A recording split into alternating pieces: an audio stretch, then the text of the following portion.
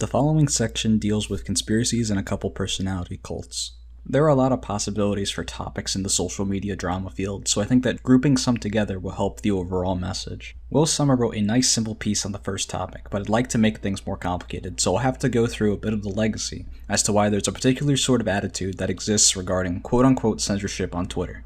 The funniest thing about Twitter is often that, like Meghan McCain, everyone has the ability to make everything about them. It's a victim complex magnified by groupthink and a patent refusal to believe that people could not simply want to see a weirdo constantly tweeting conspiratorial stuff. This has its roots in a longer-lasting conspiracy that conservatives are being censored on social media services, not realizing that it may be their constant threatening of people of color, or those even vaguely on the left, that is to blame. There are some funny moments that result from that perceived victimhood, though.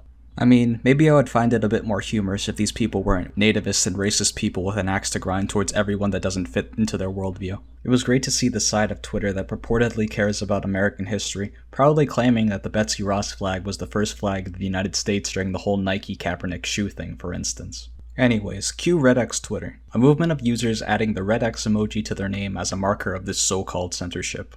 At time of writing, perhaps it feels like an ancient tradition that has always been around, but it's definitely a response to the shadow banning drama that came out of the mention filters on Twitter. This is not an argument to trust the site runners of Twitter any further than you can throw them, but their claim is that any such censorship is based entirely on user behavior. I don't find that too out of the realm of possibility given what accounts that emblazon themselves proudly with the X emoji will say. The only evidence of the contrary comes from either a website created by a far-right German guy or from Alex Jones, who, as you may be aware, has denied the Sandy Hook shooting, among other bold-faced lies of fluctuating magnitude. There's no surprise then that RedX users can be members of the at this point long-running QAnon conspiracy, as well as the generic MAGA movement. QAnon isn't really a Twitter thing, but just to get it across as quickly as possible without the greatest of mortal sins, plagiarism. It's the belief that there's a deep state that has been secretly indicted, and thousands of powerful people are all going to be arrested by JFK Jr., who became a prosecutor after faking his death in that plane crash or something like that. It is often tied in with Pizzagate, another scary example of how the online becomes tangible, because of how they both point towards a shadowy, nebulous secret society that commits horrifying crimes. Trump is somehow fighting that network, never mind those pictures with Epstein. Here comes the depressing part. Well, another depressing part, I should say. Democrats didn't want to be left behind on the whole drama movement, and so they really needed to compete. Just like how Clinton copied Reagan's economic policy and screwed the country up, the eccentric Dem caucus needed something just as baffling to get behind post-2016. I don't really think that the following stories were genuine reactions to the conspiratorial right flank of the Conservative Party, but I do think that it attracts the same personality type just for those who happen to end up as a centrist instead of on the right wing. This could come across as Dem bashing to some, but I hope that the evidence I provide shows that there is no substance to these small movements within the democratic framework. The especially weird who really enjoy trivial nonsense were drawn to the donut Twitter movement. This is the time where it would probably be best to define terms. Twitter is like a bunch of medieval mercenary companies going off to fight one another, and each of them carries some sort of banner. It wasn't the first movement to do so overall, but the Democratic Socialists of America used the rose emoji on their display name to signify the vanguard of its online battle line, the DSA elites, who will hold no drill screenshots back in their quest to own people online. Most of these folks are Bernie Sanders supporters, and of course that was always going to anger the mainliners out there, since they feast upon the status quo. In a desperate move to counteract this rising tide of roses, and this extremely mixed metaphor that I'll continue to make more complex over time, the Still With Her crowd needed their own emblem.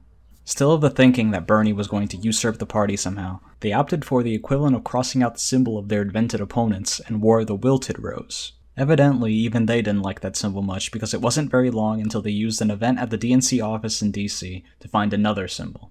Nina Turner, current president of Our Revolution, was unable to enter the headquarters but was offered water and donuts for their effort at a protest. She considered the act an insult to their effort, but some people must really like water and donuts because a large collection of accounts added the donut to their display name after the call to action of their squadron leader, the Hillary Warnes account.